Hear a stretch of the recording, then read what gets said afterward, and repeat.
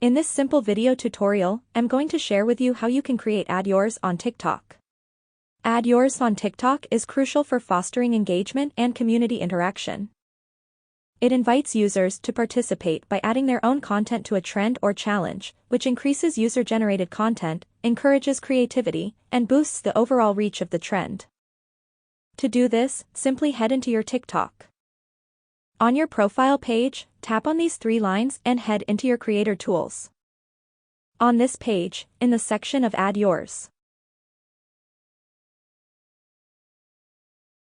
tap on New Topic.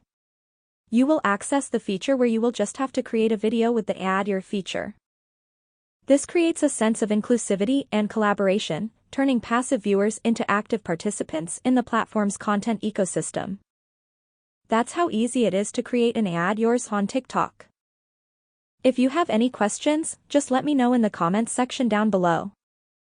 Please don't forget to leave a like, share and subscribe for more video tutorials like this one.